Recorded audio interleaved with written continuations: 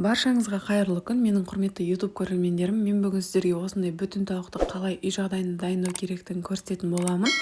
Яғни әсел печкада жай ғана үйде бүтін грильді пісіретін боламыз. Ол үшін видеоның соңына дейін қараңыздар және міндетті түрде жасап көріңіздер.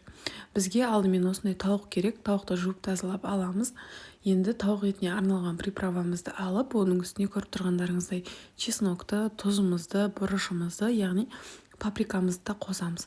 Және барлығын қосқаннан кейін үстіне сұйық майды құйып, жақсылап қасықтың көмегімен араластыратын боламыз.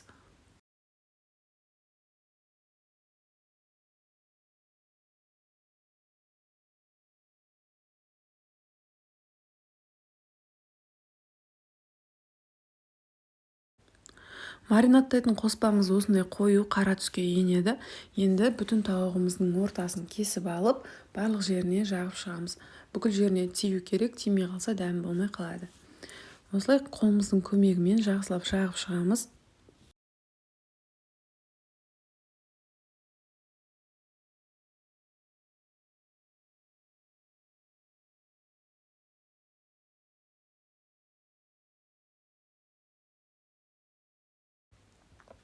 Іші, сырты, қанаттары, аяқтары түгел жағылу керек барлық жеріне. Естеріңізде болсын. Және мариновкамызды дайын болғаннан кейін бетін жауып 3-4 сағатқа қалдыруымыз керек. Немесе бір күн алдын жасап қойсаңыз, таңға дейін тұрса өте әдемі болып сіңіп, дәмі керемет болады. Осылай бетін жауып мен қалдырып қойдым.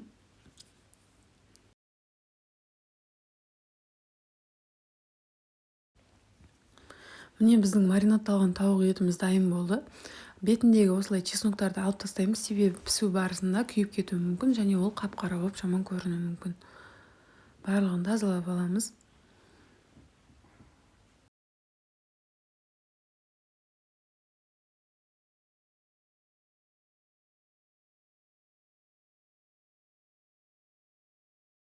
Енді маринадталған етіміздің, тауық етіміздің, яғни аяқ-қолдарын осылай фольгамен орайтын боламыз. Себебі күйіп қалуы мүмкін. Сондықтан барлығын осылай дайындап алып, кішігірім фольгамен орап шығамыз.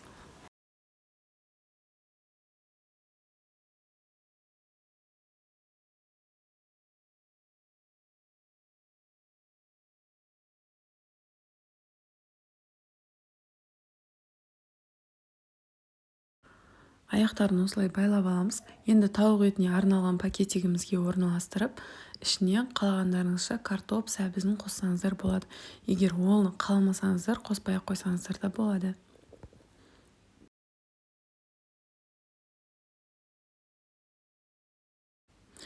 Мен картоп пен сәбізді осы мариновкадан қалған сұйықтыққа араластырдым, себебі дәм беріп тұрсын деп.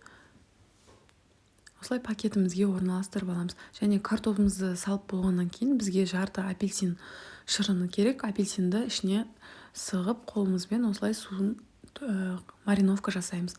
Яғни лимонды балыққа қолданамыз, апельсинді тауық етіне қолданамыз. Дәм өте керемет болады, иісі де өте әдемі.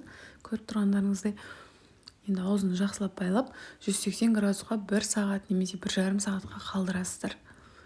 Өте жай градус болу керек, себебі асықпай пісірілуі керек. Қаттыға қойып, бетін күйдіріп алмаңыздар. Міне біздің тауығымыз дайын болды. Ақырын осылай ашып аламыз. Өте ыстық болып тұр. Иісі енді өте керемет және жұмсақ болып шықты. Сатып алатын грильден де дәмді болды. Міндетті түрде жасап көріңіздер. Және комментарий қалдырып, видео ұнаса лайк қалдырып кетуді ұмытпаңыздар. Жаңа көрермен болсаңыз, подписаться етуді ұмытпаңыз. Және қоңырауша белгісін басып қойсаңыздар, менен үнемі жаңа рецепт келгенін бірінші көріп отыратын боласыздар. Сіздермен болған Ақерке, назарларыңызға рахмет. Міндетті түрде жасап, жақындарыңызды қуантыңыздар. Астарыңыз дәмді болсын.